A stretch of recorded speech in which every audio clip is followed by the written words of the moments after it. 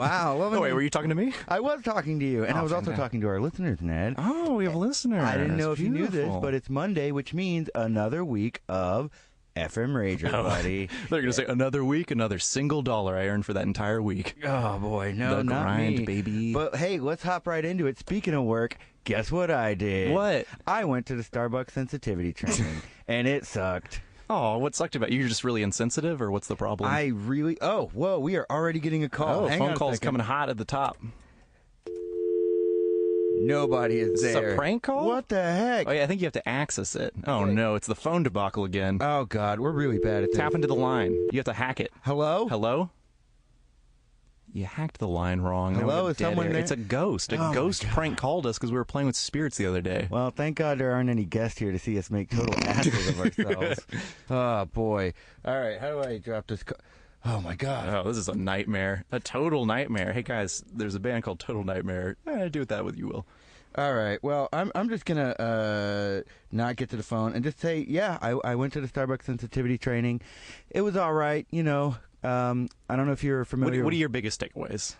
They got friggin' Common to host. Whoa, what? Yeah, Common, the rapper Common. Yeah. He hosted some of the videos, and he was just like, everything starts with a cup of coffee, man. I'm like, whoa, this sucks. That sounds kind of cool. Yeah, that's a pretty large scale sensitivity training. Like, what's the budget on that, baby? Dude, they're not only that, but they got Stanley Nelson to contribute a documentary, and that was... Stan Lee, Nelson? Yep, they had Stan Lee and his buddy Nelson. And the band Nelson, the Nelson twins? No, prominent African-American filmmaker Stanley Nelson contributed a documentary to the sensitivity training, and that was the best part. That was really, really awesome. Yeah. My coworker did not watch it. He was not a fan of it. He instead chose to... They didn't Clockwork Orange you guys, so you were, had to watch it? No, he just chose to watch quick hole videos, which I like his sense of humor choice, but I didn't like his actions in that I don't like his training. timing. Yeah, and that's an interesting thing because those Starbucks managers aren't really trained to give that kind of seminar. No. That's got to be a... No, my manager was not prepared for a racial sensitivity training. Mm-hmm. I made her cry. Ooh. Yeah, because I was asking the hard questions. I was like, why are we spending money on iPads? Why don't we just, attack this systemically? And she was like, that's not what this is about. And I to her credit, she's, again, not equipped for something that emotional. But a lot of people did walk away from it with a new perspective. I was surprised at how many of my coworkers had never really talked to each other on a more personal level. They did ask some questions that had me scratching my head. It was like, how do you feel on a scale of 1 to 10? You guys had to do one-on-ones with each other where you're learn a little bit about you. We did do some one-on-ones where it was me and this guy, Will, and we were just like, so what are things we don't know about each other? And he's like, well, I'm gay. I was like, well, I knew that, Will. You talk about it quite frequently.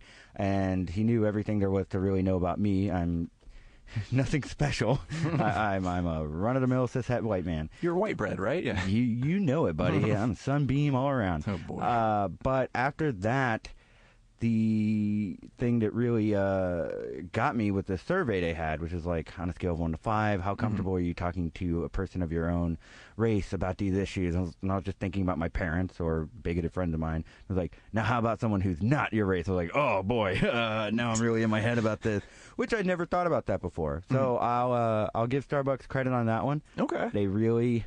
So you walked away from it, you learned something from it. I did learn something. If not learned something, your eyes were open to continue to process something from there. New ideas were introduced. That is true. Yeah. To a lot of people there, a lot of new ideas were introduced. I think that it was a step in the right direction. It's fantastic because we have Mr. Starbuck here to talk about it. Howard Schultz? Okay, so in today's news, the CEO of Starbucks did step down.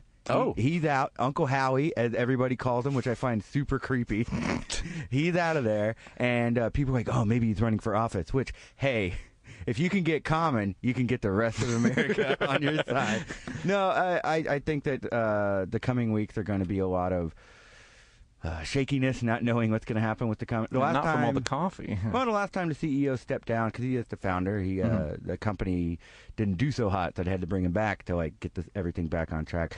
I don't really want to promote this company, but I will say one of the worst ideas was we got like food delivered, and it was not the best food, so everyone got sick around the same time. Oh, man. And that was just not fun. Like, everyone was like, yeah, the managers aren't equipped to train people sensitivity training, and the bathrooms aren't equipped for a bunch of people to eat the same food at the same time. Exactly. It was kind of a disaster. Yikes. But hey, if you guys have any questions about the Starbucks sensitivity training, or if you're our friend Billy and you want to call in, Billy, now's the time to call in at 713-526-8737.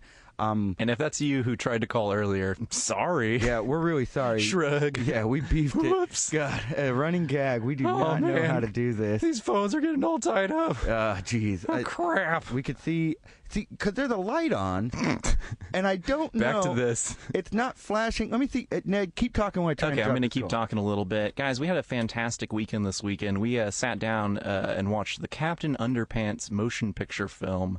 Guys, if you liked the books, that's a dial tone, not looking too hot. Hey, I got the call. Hey, you hung up on it. All right. Yeah, that Captain Underpants movie was something else. It was fantastic. I really liked it.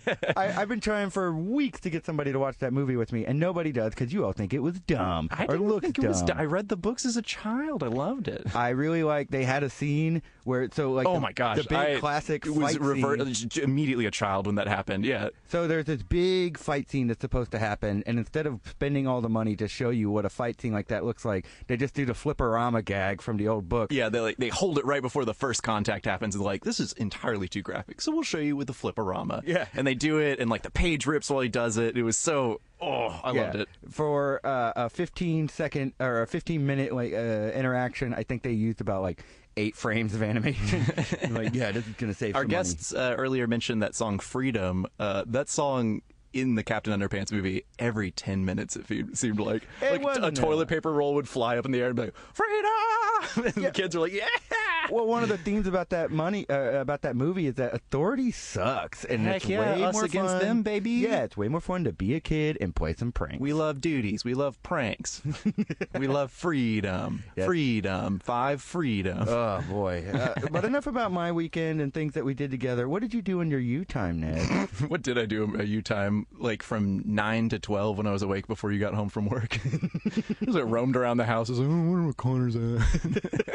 I hope he brings coffee home, which I did. You did. It was very kind of you. Oh, man, I painted a little bit. I made a little painting. You've been doing a lot of crafty stuff lately. Yeah, some guys, cardboard cutouts. Oh, hey, we're getting a call. Oh my gosh, it's a real call. Hello? Hi. Hey, yeah. What's up? You're on Effin Rager. How's it going? Welcome to the party, buddy.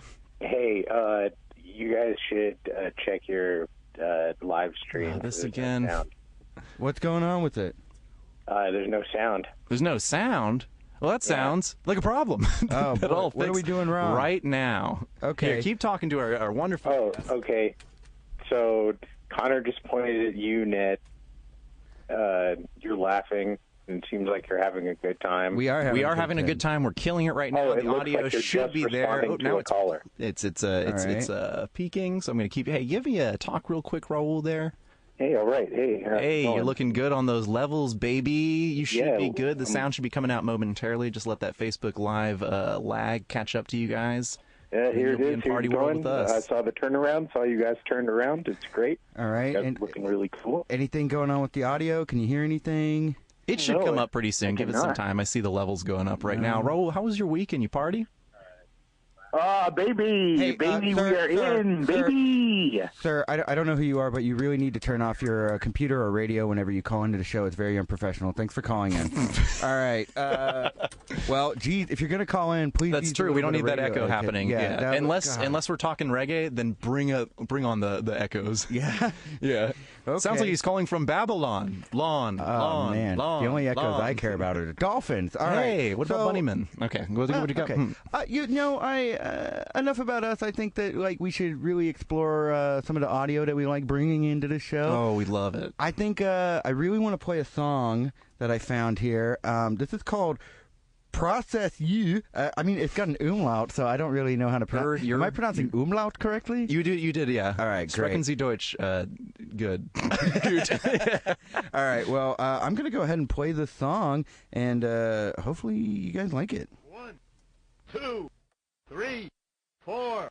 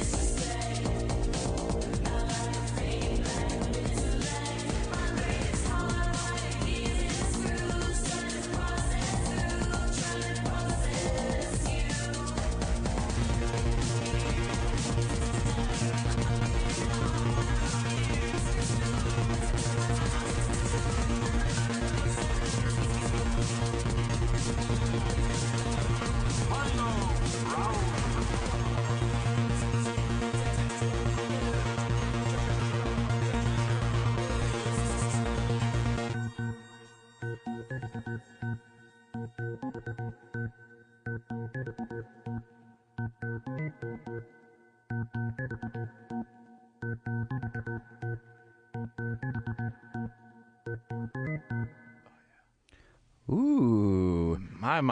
That was a dance hit. That was something else, man. Shaking all over. And it's not, once again, because of that coffee. What? I'm shaking over because of the beats. Oh, Ned. Now I get it. Man, it would be so awesome if we could talk to the people who made that song. Guess what? We can. They're in the studio right now. They're right in front of us. Everybody, please welcome the Space Cadets, Trent Lyra and Devin Will. Thank you so much. Hi. Oh, my God. Oh, this isn't our You podcast. guys brought your own air horns? No, We always bring yeah. our own air horns. Thank you for fantastic. that. Thank you. I wish we had Yeah. some. We don't have any. All right. So, thank you guys so much for coming into the studio. show. We really appreciate it. I have watched you guys perform mostly neo-benchies, which, for those of you listening, if you don't know, a neo-benchie is something that is you take a video clip, you cut the audio from it, and then you do a live interpretation with your own writing. It's very, very cool, and we saw you guys do some really, really interesting stuff lately. And I really wanted to ask, was that your first time doing neo-benchie? Have y'all been doing stuff like that for a while? Well, I mean, I think we've been kind of like riffing on stuff in your apartment, but not in front of people. Right. Yeah. I don't remember the exact like moment where we started it, but we've been I mean, if I looked through my emails right now, I could probably tell you the first time we ever did it, but what happened was we started the podcast mostly, and then I started thinking like maybe there's like some other things we can do. Like, so we had been making the music, we did the podcast, we started the drag queen story time, and you guys do so much stuff. Man, you're incredible. Doing the most. And I saw the thing for neo-benchie, and I had heard of it and seen it on social media, and I said, this looks like something that would be Devin's gig. So I said, hey, Devin, there's this thing at Seek a Group. It's called neo-benchie. Our friend Roxy Hayes had done it before. And I said, Roxy's done it, and she says it's really cool, and we should give it a shot. And so that's how it started. So you guys gave it a hell of a shot. Yeah. I remember your first one. I was like, what? Yeah. Who are these people? So now we've done it quite a few times, but because, you do like the 3 and then they invite you after that. And so now we only do it when we get invited or if we have like a really good idea. We're invitation only. Yeah. Sweet. Yeah. So we don't beg. Yeah. So now if we come up with like a really good one, we're like, next time they invite us, we're going to do this one. So yeah, that's kind of how it got started. One in the back pocket. Basically. That's good. Like the one we just did. Yeah, the one that we recently did, we did our own interpretation of a couple of Devo music videos. Sweet. Because Dang we're it, I missed both that. pretty big fans of Devo. And I would say that was the first one I ever planned on doing, but it seemed a little too out there to begin with, neo-benchie, and so we kind of shelved it for a while, and then I was like, Trent, I feel confident enough to finally do this. I don't know how well it actually went over. I think people were like, that certainly was something that you just did. I don't know. It seemed like we got like a crazy reaction for it because they're like, we've never seen someone do like music that way. Because we did kind of half the thing we just did like an a cappella version of their song Time Out for Fun, and Trent did the synth line and I did the vocals. Yeah. It was a lot of fun. Yeah, exactly. So I guess after a while we realized like this is what we're known for, and everybody like had like a crazy reaction to it. But the other the other ones we did I guess were like a little bit more like traditional, but we've done like some weird videos. Yeah, our like, very some really first niche one was I want to say, wasn't it like an anti-LSD? Yeah. It was a PSA. Some kind of 1960s educational film. I am all about the old videos, like the archival kind of footage. For so I think are they we. just, One for sure. time we did the internal thoughts of dogs in some dog I remember that compilation one. I found. What was it Hypernauts? Yeah, that so show? there was this old sci-fi show that I used to watch on Disney Channel that's basically Babylon 5 for children, and it was called Hypernauts. And I was like, we gotta let people see this if they've never seen it. So we basically dubbed the end of an episode of Hypernauts, and it was, that one went really well. Yeah, it did. It went really well. And that's where we got our a real good. Like we quote ourselves from that neo-benchie because we were like, we did that. We did do that. Yeah. Yeah. I think that's all of them, I think. Now, you guys have done, like you said before, you've done Track Storytime, you have a podcast, you are in a musical duo. Yeah. But I want to get to Issue 0, the origin story. How did you two meet? How did you guys decide? where did the nuclear waste turn you guys into the Space Cadets? Honestly, well, after a long night of hooking. Trey didn't like the session, so I was crystallized. Actually, it started in a room very much like this. Was it Not this long room? ago in a room Dingy? much like this one. Yeah. It was not too dingy. No, but just never clean. Much newer. We were both in the student-run radio station Coug Radio at University of Houston. Never heard of it. Yeah. Just kidding. I'm so excited to talk about this. All right, go ahead. So Coug Radio brought you together. We started probably around the same time. I started DJing with a friend of mine in the first semester I started college, so that was fall 2014, and then I think you came in spring 2015, right? Well, no, I came in the fall, but I wasn't programming director yet. I started as a DJ. Quickly rose to stardom. Yeah, sweet. I started as a DJ and a blogger, just like Devin, and we met. Except I never did blogging. Oh, I just did a really bad radio show. The DJ. And actually, it's funny because when I first met Devin, I didn't know that I'd kind of admired her show. Because there was a lot I used to listen to, because when I first started at Coug Radio, I was a DJ and stuff, but I wanted to get involved like right away because I only had a couple of years left. So I was like, no, this is the time where now that theater is not like running my life. I mean, it constantly ran my life, but I was like, I have some time to do some other things, and I'm like, I really want to go like head first. So I wanted to be part of the board, so I started as assistant programming director. So I used to actually listen to pretty much every show. And I would listen to you and Christian's a lot. And so then when I finally met her, we met in a studio while they were recording a show that was called Too Many Cougs. This was during the Too Many Cooks phenomenon. Yes. Oh, yeah. I remember when it was called the Cougsby Show, and I was like, yes. I don't know about this. I wonder why they changed it. Yeah, it went through many names. I think its names even changed to now, and people kind of inherit it as time goes on. But, so we met while they were recording a thing. And they were like, hey, can you come in here? And Devin was already in there, and she was telling a story of how she fell in love with a guy in the manga section of a Barnes & Noble. It was the Borders. Oh, Borders. The Borders in Meyerland Rest in peace. Plaza. And I was in there when she was telling this story, and I said, I'm pretty sure I'm going to be friends with this person. He had to go away to school. He was studying to become a rabbi. There you go. So the origin story is basically that. We met in the studio, and we just kind of hung out occasionally, and I had started making some music in Studio B, which is the other Coug Radio studio, while I was staying there late at night, working my way up to programming director.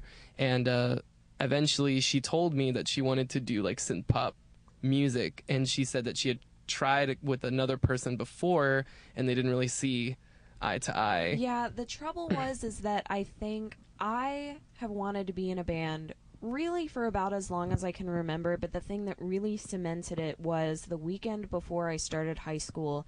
I watched the film Runaways about the band with the same name. And I knew that that was what I wanted, but all throughout high school, I was kind of more of a follower and never a leader. I watched my friends in bands and never did anything. And then in college, I was like, I'm finally going to be in a band. And there's this guy I spoke to that had thought about, doing synth pop music, and I was like, great, we're talking Depeche Mode, we're talking The Cure, I'm so into this. And he goes, let me send you my inspirations. And he sent me Little Dragon, and I was like, oh, our definitions of synth pop are very different. And so she told me that, and I was like, well, I've been making a couple of songs in the studio, and they're very like Depeche Mode, sort of like Devo-ish, like Simple Minds. And she was like, oh yeah. So I just thought maybe she, and I had no idea if she could like sing or anything like that. I just said, let's get her in here and see what happened. And he was sorely disappointed when he found out I couldn't. And it's all auto-tune, baby. And then that's how it happened. It basically happened on accident. We just kind of accidentally started Space Kiddettes, and we were like, 'twas fate. Yeah, and we're like, I guess we gotta play shows now. Where did the name come from? Devin. I, at the time, was really interested in the rapper MF Doom. I really liked that he used samples from 1960s cartoons in his Fantastic music. Planet. Yes. And he also did the album The Mouse and the Mask with Danger Mouse, and that had all samples from Adult Swim cartoons. And so I thought, I want to have us be named after some old cartoon. So there's a Hanna-Barbera cartoon called Space Kiddettes, and it's about like kids and some adventures they have in space. I've never actually watched it. But, I was just about to ask. And sidebar, this is a gag because I am obsessed with Hanna-Barbera, and I had never heard of this show. So I was like, this must be like a deep cut. Well, and we're both very like cartoon watching, TV just like consuming at a rapid rate kind of Yes. people, and so it made sense to have a pop culture name. Mm-hmm. But we changed the spelling. The original Space Kiddettes is Kiddets. We added a T and an E, so it's Kiddets. So it's sort of like a southern majorette kind of spelling. Yeah, southern majorette sort of thing. So. Yeah. When I hear "ets" at the end of something, I think of like kids. So it's like, oh, the kid version of kids. Like it's double kids. Exactly. Space Kid Kids. Yeah. Exactly. Space Kid Kids. That could be our new name. That could be the Space spin-off Kid where you Kids. get kids to play your music, kind of like one of those Devo 2.0? Yeah, Devo 2.0 things. Yeah. I would never. I have no desire whatsoever. Oh, I do. Okay, get old people to do it. What if Now Space that I'd be Oldettes. interested in. yeah, is there like did Space Devo, Kid Olds. did Devo old. 2.0? Please tell me that I've never like researched heavily. I've heard like the big songs. There was that a they day did. we were like Oh, hard Devo on the 2.0? wiki. Oh, yeah. We Ned and I have done our research on this. A lot of them have moved on. I The hope. lead singer has not, and still consistently does like Devo cover bands. And it's like, and this is one that I wrote. And I'm like, nah. Oh no. Did they ever do Peekaboo? Because that was a missed opportunity. Peekaboo. not. Oh I my see God. you. I really do think that they did. They went through the greatest hits. Right. Yeah. Oh, okay, that's iconic. I've And never then, looked into changed that. anything that might sound like any kind of innuendo. Maybe that should be the goal for this show. We can't stop doing to the show until we get every original Devo 2.0 like band member. We'll fly them in. That's our budget. Look, if you're in Devo 2.0, please call in at 713-526-8737. Do have to work for us. Just get on here. we currently and have let us know. $40 in our Venmo. We will pay for your Greyhound bus ticket. And we will definitely. You can do a show. We'll back you up. We've done a lot of their songs, so we will back you up. But Okay, so the band started Yeah. in instant international pop sensations. Absolutely. What came next in there? Was it the podcast or was the Well, there was the drugs, the fame, the sex, the slip and loss. slides, the saran wrap? Yeah, it all comes Exactly. too fast. the roller coaster.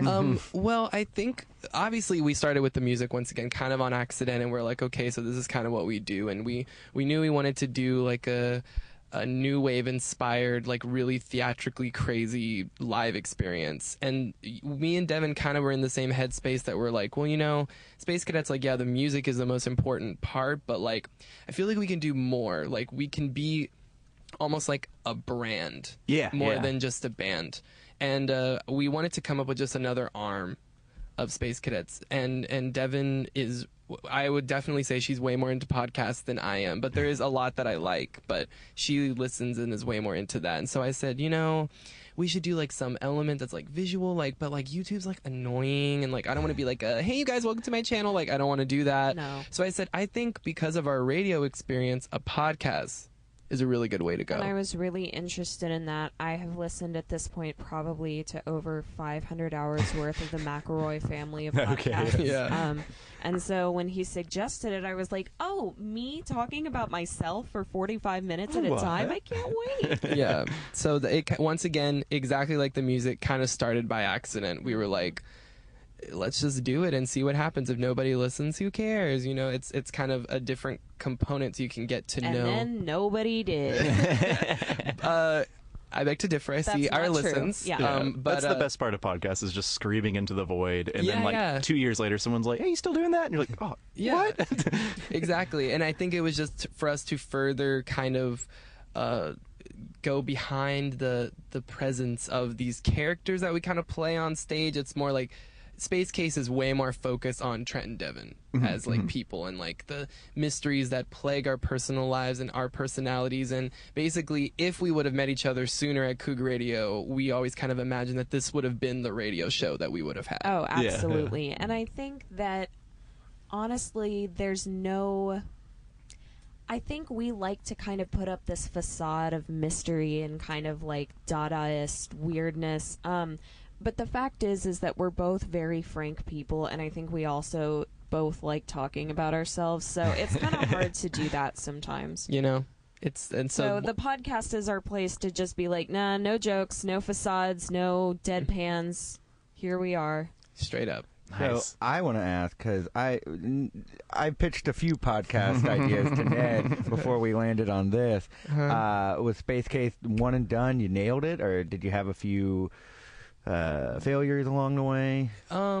Space Case was basically the name from the beginning. Oh God. Yeah, sorry. No, They nailed it. No, I mean, yeah, we well, 100%. and actually, once again, the name kind of informed what would eventually happen. At first, it was really just us talking about ourselves, and we're just like, "This is what happened today." Like, oh my God, I had such a bad day. Yeah, you know, and it's we like were that. kind of like, oh, haha, this mystery is. Why did I have a dream about this? Haha. Yeah. But it was still mysteries each time. I mean, Okay. yeah, kind of, but, sort of. But I think we've kind of streamlined it in recent episodes to actual mysteries. Like, I know the mystery we covered last week, not this past week, because we did an update on Comic Palooza, which we'll talk about that in a minute. But the one before that, I talked about something that I've been very passionate about ever since I saw something about it on the news in Very 2003, is why do people keep going to amusement parks when so many people have died there?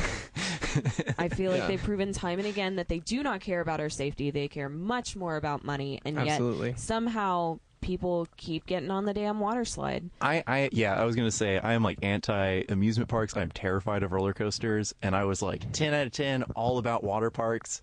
And then that kid's head fell off. Oh no, it didn't. It just fell off. Came off the hinges. And those men are on trial for second-degree murder Exactly. And I because was like, they only damn it. cared about money and not about human lives. And they had never designed a thing before, so Never. there was that. And they did not contact anyone who knew how physics works. Yeah, that's so insane. Like Money that a water hungry- slide wait. can be built.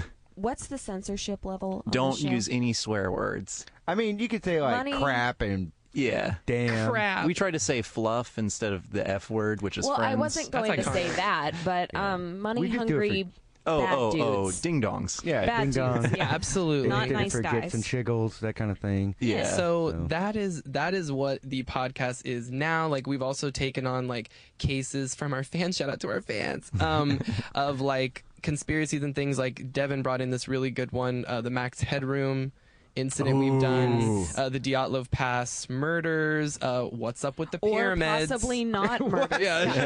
What's up with No, pyramids? we literally had an episode that was called "What's Up with the Pyramids." Well, and the reason why is because we were recording at my house, and I think I was amidst finals at that point, and I was exhausted, and I really had done no research for the show, so I ran into my kitchen. I still live with my father, and I went, Dad, what should we talk about on the podcast this week? I need a mystery. And he goes, pyramids.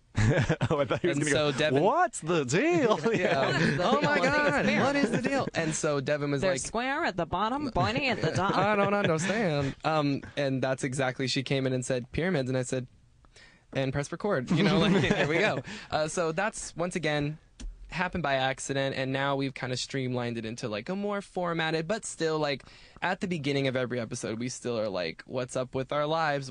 Why is this happening? Yeah, you still to got to me? check in. Yeah. Like, we 100% know that the first thing I'm going to talk about on our podcast this week is why does my keyboard hate me and who's coming for me Yeah. right now, honestly. So that's the story of the Space Case, really.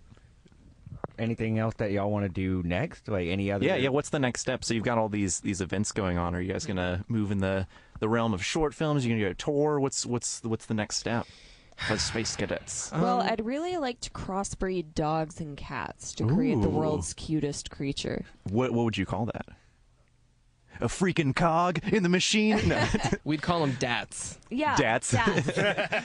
Oh, And- dat boy. Yeah, and they actually Here come that have boy. severe health problems. They can only live for a month at a time, but they're the cutest things you'll ever see, so people are willing to pay thousands of dollars. That sounds like a Japanese thing. Yeah, like, the for tragic real. part is they just pop at the end. So Yeah, it's they do. it's Yeah, wonderful, it's it's a cute, month-long and it commitment. explodes. You're done with it. But Yeah. their Oh, organs are check filled please. with confetti, so I Oh. mean, it's still a fun little surprise. You at the breed end. it's a cat, a dog, and a pinata all bred together. Exactly. That's Yeah. exciting. On our calendar, the thing that's next is we are making new music. You heard it here first. Yeah. Is We're- the single a hinted album to come? or- Absolutely. Absolutely. And there is another new single that we've been playing live, so you have to come to our shows to hear it right now. Ooh. But we are in the studio, we're writing new stuff, and by the fall, quizzical ending, fall Fall question mark. will be when this project will drop. Now, Ned's a musician, and I really hate hearing him talk about it, but I don't know anything about the creative process for a musician, let alone a musical duo. I know how Ned and I work. We just throw stuff and see what sticks. What's it like for you guys? Exactly that. Exactly that. I can do music then. Yeah, you totally can. I think we did. We got interviewed for an article in Spectrum South recently, and Devin, like sometimes, like when we're in certain situations, she really blows my mind. And most of our press release is just me remembering things that she said that I'm like, wow, we got to write that down. She described us as a trial by fire band, and that's exactly what we are. Like music, accident, just go in there and do it. Podcast, let's just go in there and do it. Drag queen story time, let's pitch it and see if it happens. Like you know Trent what I mean? Kind of hits me up and says, hey, I came up with this idea, and then I go, oh, we could add to this with it, and we kind of build off of each other. I would say for the most part we mesh pretty well regarding our ideas. Every now and then we'll clash about something like, oh, I don't want to wear this, or I don't think that we should do this song as a cover, or we should focus on XYZ thing, but for the most part, and I think it's just kind of especially in a duo setting, it's 50-50 like any business. So basically it runs kind of differently every time. Like sometimes I'll come up with an instrumental and I'll be like, Devin, you got to hear this, like I think this is our next song, and Devin will be like, oh my god, yes, and then we'll kind of do this. Or sometimes Devin will say, I think we should write a song about this. I think this is a good story. And I'm like, oh my god, yeah. And then I'll get inspired and I'll start coming up with ideas. Like Devin basically is really the visual and like verbal world element of Space Kiddettes. The world that Space Kiddettes lives in and what we look like and what we present is all in Devin's mind. And that's what gets me excited. Like the inspiration for this, the inspiration for this new album and the world that we're kind of representing and kind of showing to whenever it comes out is from Devin's idea of her saying like, I think it's like the whole album, like the vibe should be this. And like, I had an idea for what it was going to be about. And then I said, your idea is way better. And so I scrapped the entire thing that I had and I said, we're doing that. I think instead that I'm really good like at conceptual things, and then I think you're really good at bringing those concepts to fruition. Like, that's my job. That's kind of Connor and I's relationship with a lot of these. I'm really good at ideas, and I think you are too, but I think I've never really been good at executing them, whereas Trent has a little more experience in this than I do. You've been in various bands since high school, and it's going on 10 years now. And you also majored in, what is technically your like major? Theatrical design and production, but like sound design was my main focus, like audio and stuff. And then he minored in like marketing, communications, social media marketing. Perfect. Right. You're set up to be a good band. Exactly. I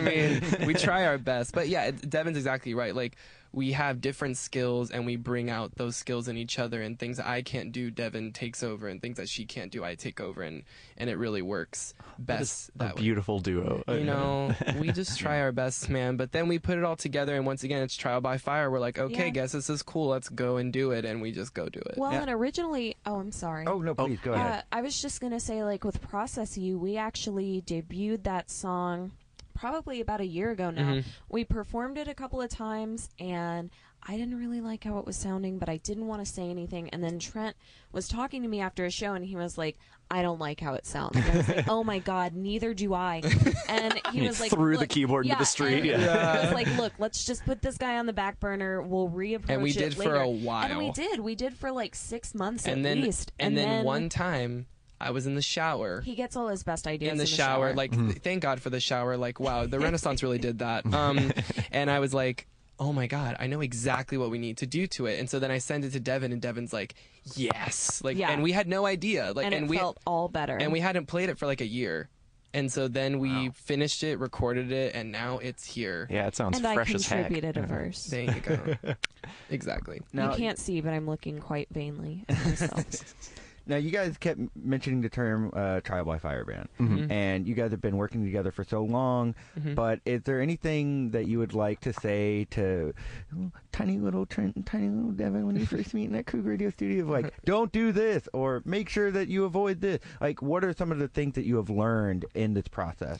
Oh Lord, so much. Put burglar bars over your windows. Oh yeah. Okay. no. So the first year that we were like a band and we were really kind of on the upward, like we were really picking up steam. We were making a name for ourselves. Only 6 months in. Exactly. And we had gigs and stuff. It was the first fall that we were really only a our band. second trimester. Yeah, exactly. And my apartment got broken into and all my stuff got stolen. His laptop, his everything. And there's songs that no one will ever hear because our masters are on there. They're literally like lost songs. Yeah. Oh, no. And so Google Drive. I know. Well, we know that now. Yeah. So we learned that. Yeah. We have a bunch of stuff so that hard, was on Google Drive, so not everything was lost, Yeah. but a lot was. And then we also had, shout out to Cougar Radio again, because we had a backup drive of things we had recorded in the studio. Woo-hoo. So we just remastered it, and that's what's on the EP. See, that's what it's all about. Coug Radio. Yeah. All right, so, cheers to exploiting the university's resources. Yeah, exactly. Give it up. Exactly. But yeah, so I mean, we've learned a lot as time goes on, like what works for us fashion-wise, what works for us music-wise, what works for us in a live setting, from a technical setting. And then, you know, we learn new things all the time of let's not do that again, let's do this differently next time. But then it also helps that we have, once again, different backgrounds. Like I've been playing in bands for a long time. You know, like I said, about 10 years now. It's been a very different situation than what is going on currently, but it taught me a lot because I grew up in a very different music scene. I was a very different musician. What kind? What was your early bands? Punk mostly. Playing that? Okay, punk and hardcore thrash stuff. metal. I did jazz combo. Cool. I was a drummer for the most part, and then I played keyboard in a couple bands, vocals in a couple bands, but for the most part, tried and true drummer.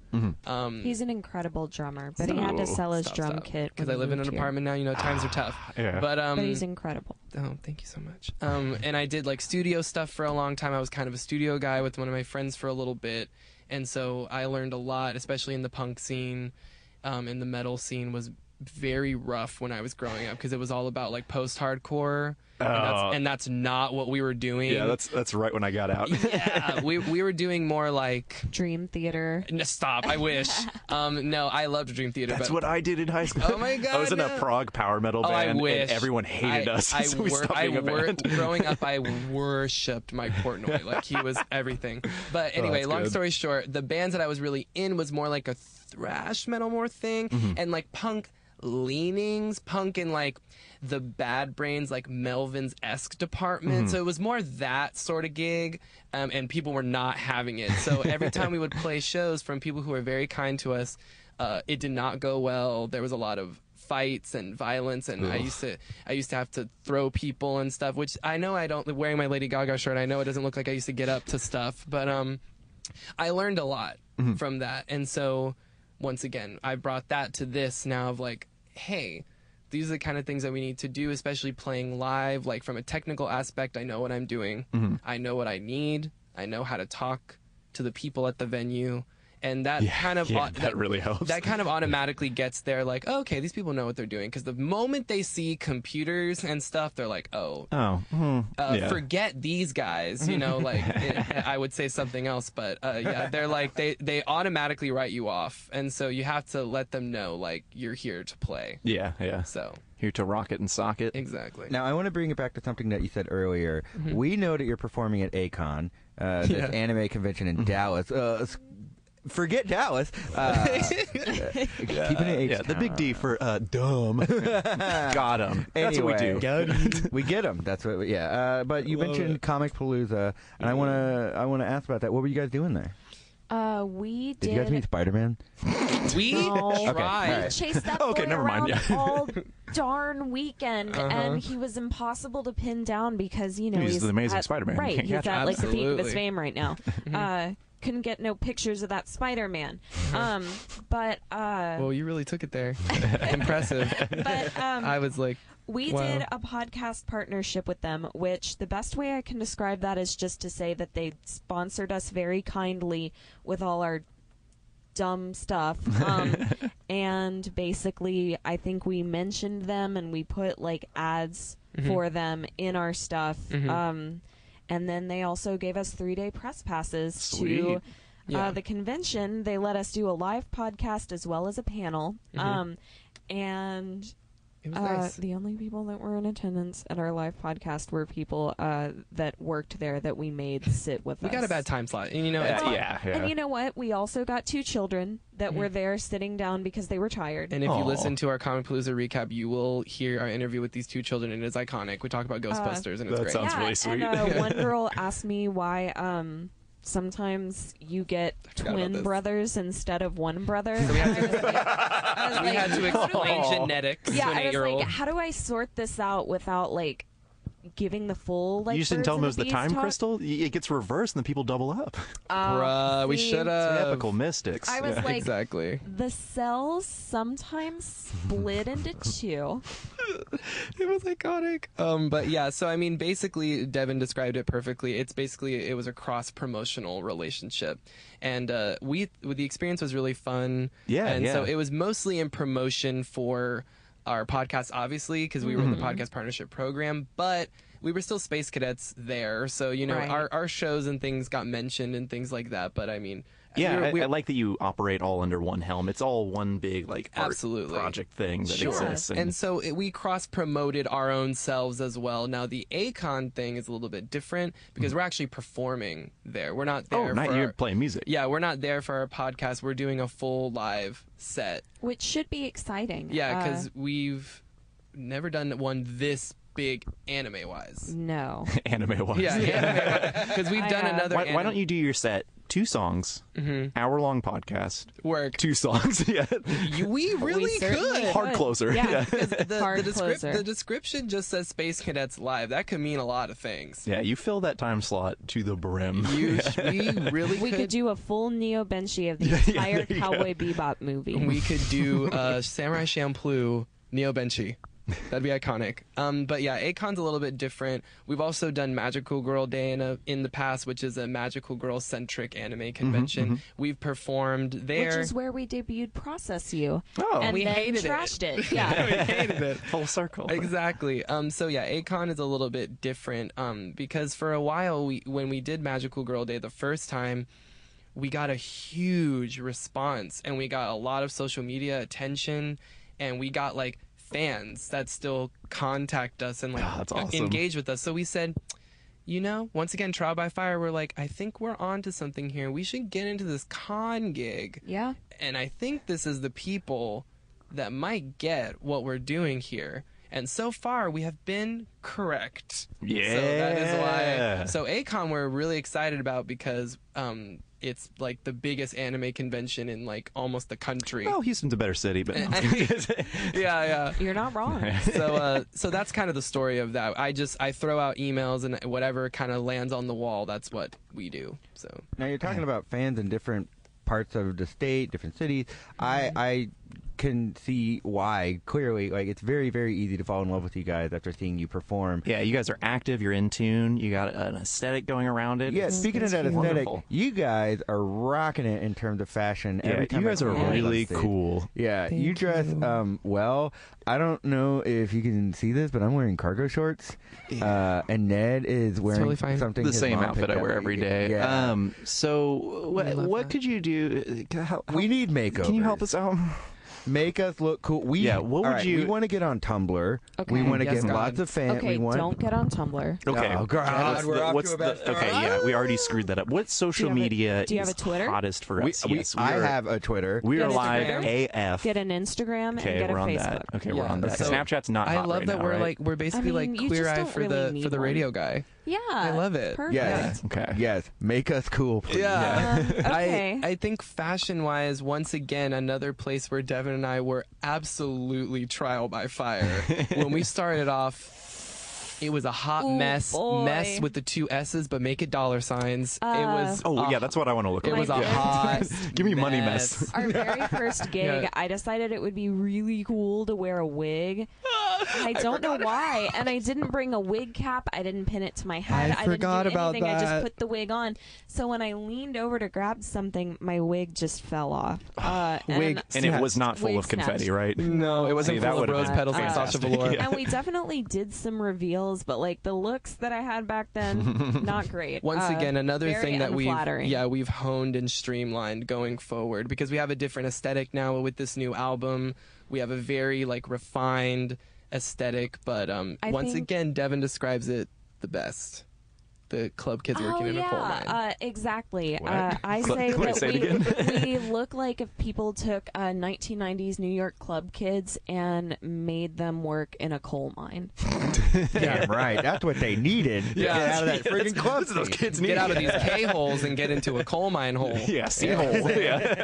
Yeah. So I think, once again, like, yeah, Devin describes it, like, absolutely perfectly, because it's very, like a very underground sort of fashion reference, like a period of time, and then we sort of make it like what is it, the word, like uniform, like God, now that you've asked me, I don't remember what the word is, but I guess it's very utilitarian and it's very, is the one like, way to describe it. It's not really individualistic. Like, there's a certain thrift store that we won't name because we don't want anyone else copying our look, where they have a bunch of different colored jumpsuits. Right now we have pink and black, but they have a few more colors. Off air. Yes, absolutely. So we plan to get those in like every color they have, and that's made it a lot easier to go, okay, well, who are they? Which once again, stealing from Devo.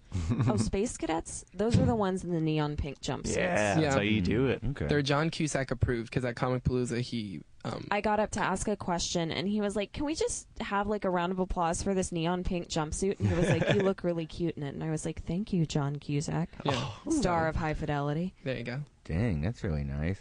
I nice. have a Minion shirt that I wear for fun. And Papagena. And John Cusack called him personally to tell him how much he loves That Minion shirt is fire, sir. I'm John Cusack, and you suck. That's going to be step one of the makeover, is tossing out the Minion shirt. It's got to go. Okay. What do you mean? Tossing it out into my large wardrobe? So it's easy to any access? cursed images must be taken off. Yeah.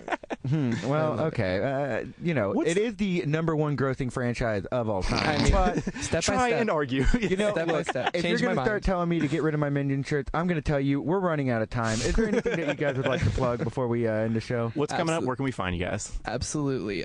Literally tomorrow night, we will be playing at Spruce Goose. Yes, Social Flyers Club with Big Bill, Mother Ghost, and Topanga. So that's happening. Akon on Thursday. We are playing Corpus Christi Pride Festival on Friday, and then we'll be back in the H-Town. The best place to look at all this stuff, because we're doing the most during Pride season. We always do. Yes. Is our Instagram. Yes, Space Kiddettes, KIDDETTES. That's Twitter, Facebook, Instagram. Anything else? No, you got it. And then and then you can also get links to our podcast on those social media sites as well. We post every Friday. Space Kiddettes Space Case comes out. Yes. So Fantastic. Thank you guys so much for being on. That was awesome. Yeah, Devin, Trent, you guys are fantastic. You're inspiring, and I can't wait to see what you guys are doing 10 years from now. It's going to be amazing. Thank you very much. Thank you. Go see them live. All right. Please. Thanks a lot for coming on the show. And you at home, thank you so much for listening. Have a nice day. Bye.